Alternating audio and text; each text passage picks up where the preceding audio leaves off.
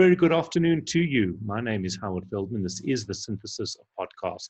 And this afternoon, we are chatting to Brad Sachs. He is the joint CEO of Capital Appreciation, as well as Michael Shapiro, who is the managing director of Synthesis Software. Good afternoon, gentlemen. How are you both? Hi, Howard. Let's just start with you. Capital Appreciation released its results last week. Phenomenal results, especially at a time like this. Why don't you take us through the headline earnings? So the results that we published really reflect the activities through the end of March, but it shows the foundation upon which we have had our investment thesis to date, and it's actually starting to evidence itself in the results. The results had revenue up double digits. We had earnings up in excess of 30%, and it's a tremendous testament to the work that the guys at each of our business units have been able to execute over the period. So we're delighted. It also is serendipitous that we are in the right place at the right time, because all of the events around COVID and social distancing are going to affect all walks of our day-to-day activity, from how we shop, from how we interact, from how we conduct business. And technology is a solution that's well suited to try and remediate against that. And that is fundamentally where we are as a group. So the prospects for capital appreciation, I think, in the current context are quite good. Why don't you just take us through the various companies in your stable?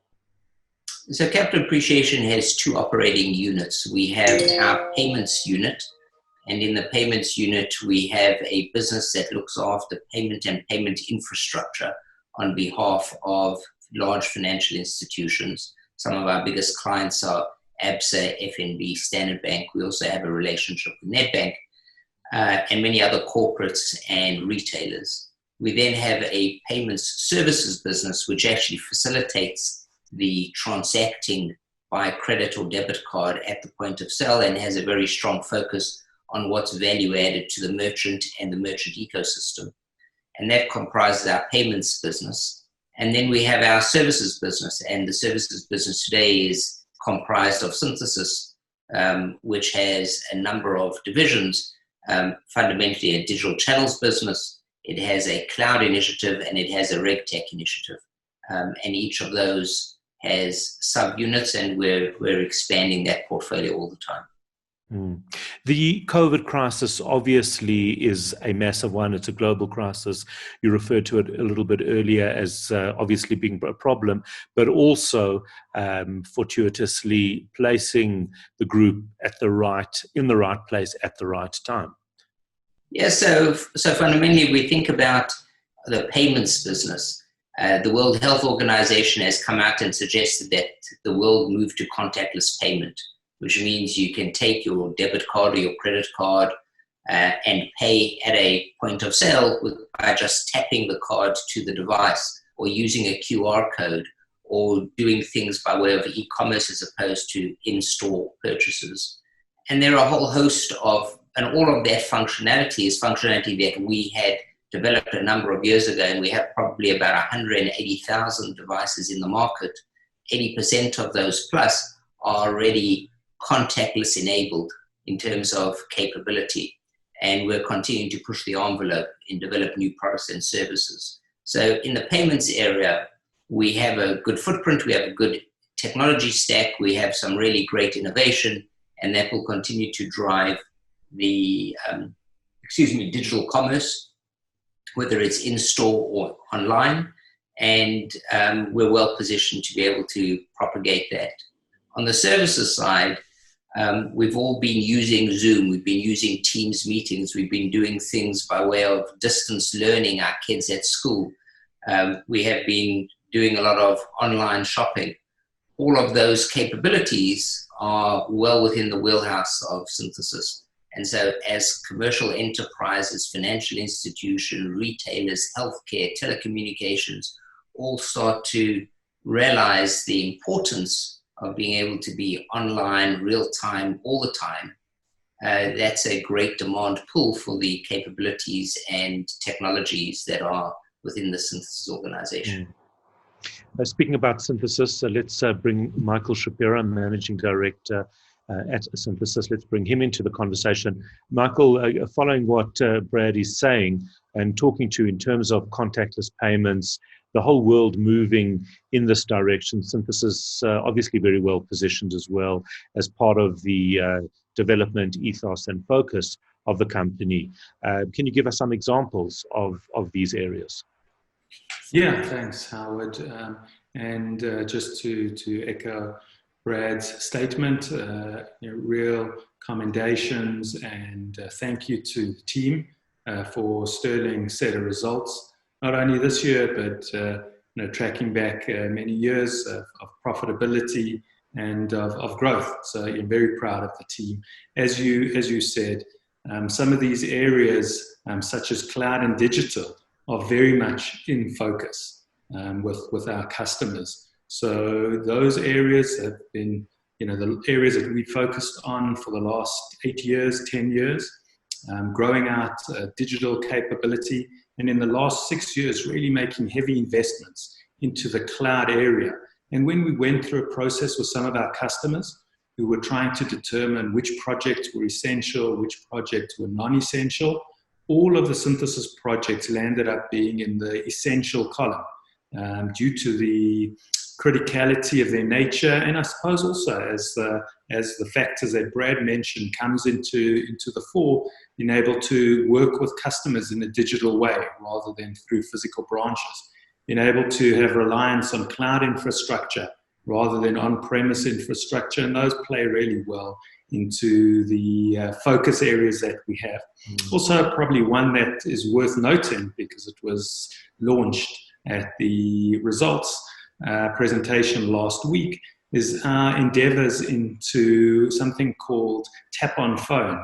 And that's real contactless technology that allows a cell phone, an Android cell phone that has NFC capability to be turned into a payment acceptance device. So another innovation. Alongside our cloud and digital areas, we also have a payments competence. And this is really unique because there are only a handful of service providers that have the certification.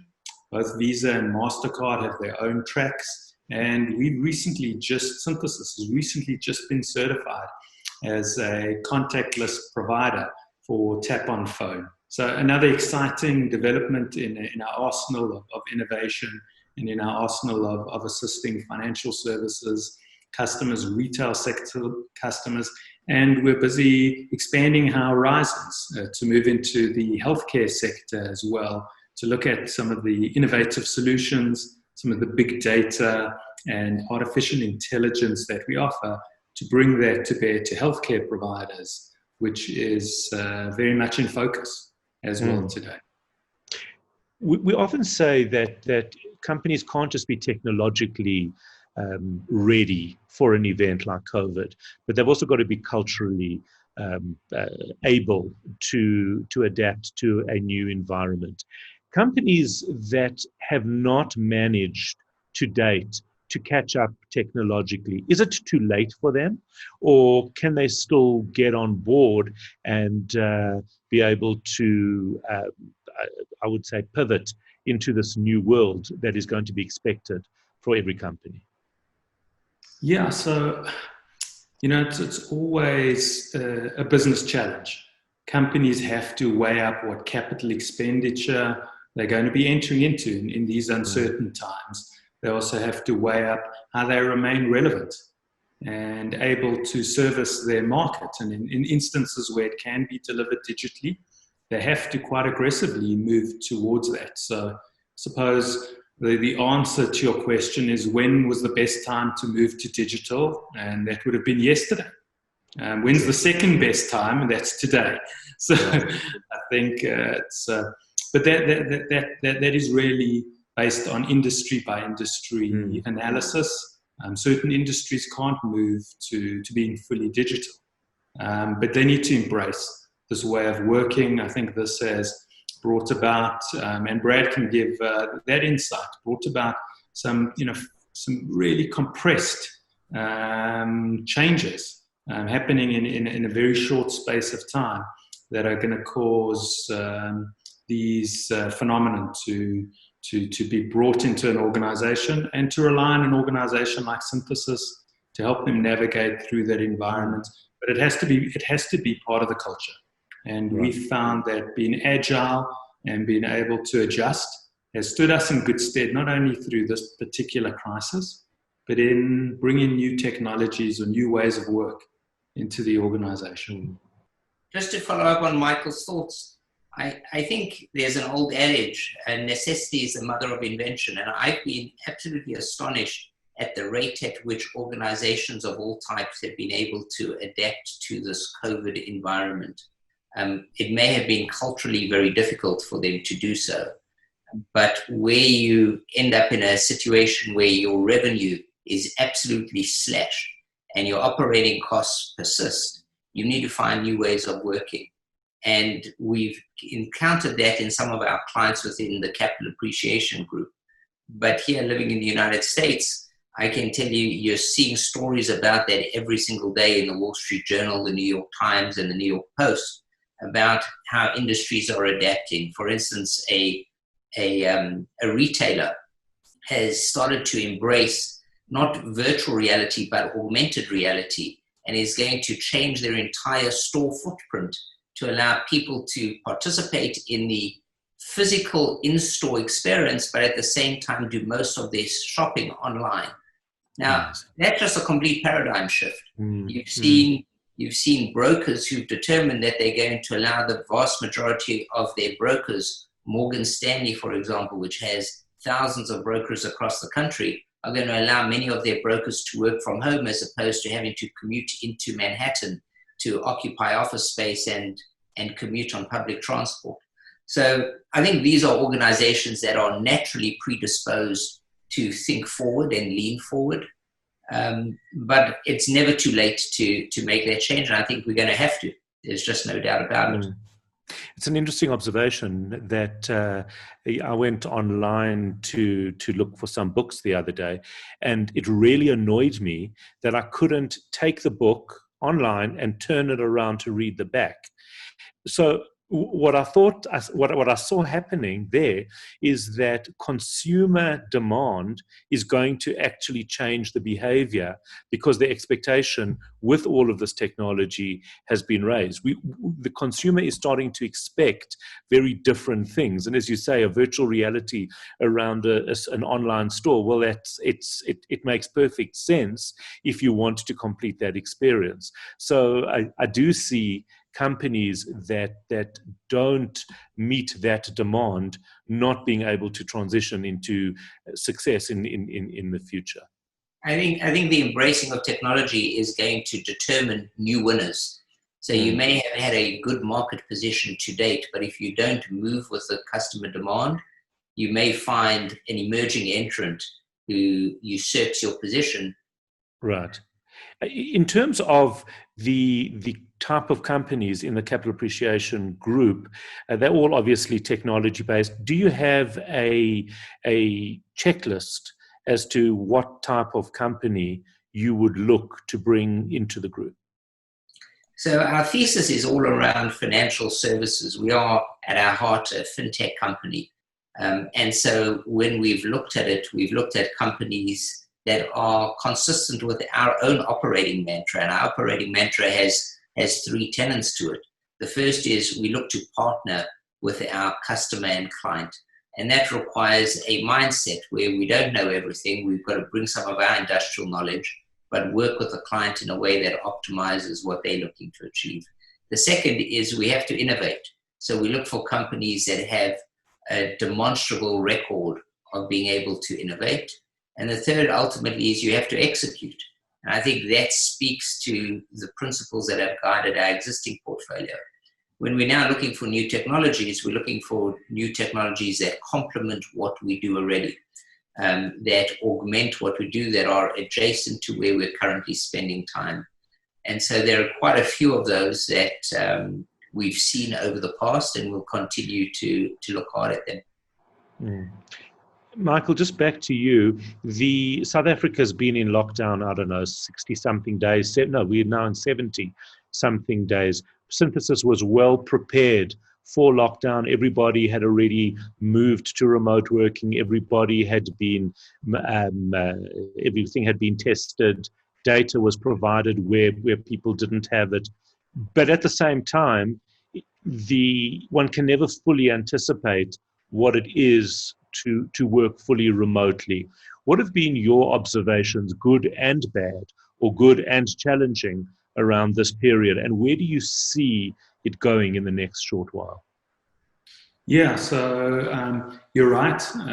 We were able to respond and react quite quickly.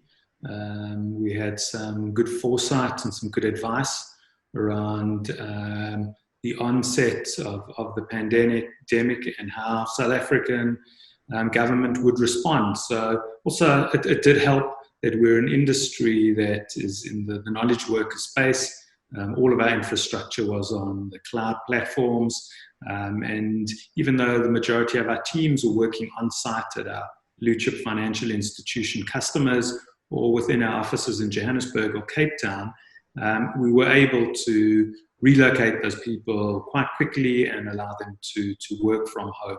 I think there has been, certainly for me positively, some real upsides around working from home. I'd always had my own personal mantra that I would complete work at the office, even if it meant staying late into the evening or into the night, and down tools, put my laptop, close the laptop lid, go home late, and have that separation. So I found that actually working from home has been very productive. There have been certainly challenges, as you mentioned, someone popping their head through the door while you're on a video conference or a meeting, the dogs barking, or someone inevitably mowing a lawn just outside the doors. What about leaf blowers? They're the curse of Zoom and hardy doors, yes. So, but I think people accommodate and people make do. But the lack of human interaction is the big challenge. I think we're seeing an increase in anxiety and depression generally.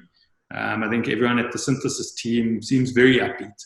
We had a company meeting that we hosted, a morning coffee session, and there were over 110 people on a video conference link, all interacting, all drinking coffee. So we tried to keep that human element going, but that's been a challenge. From a customer interaction perspective, projects are working brilliantly.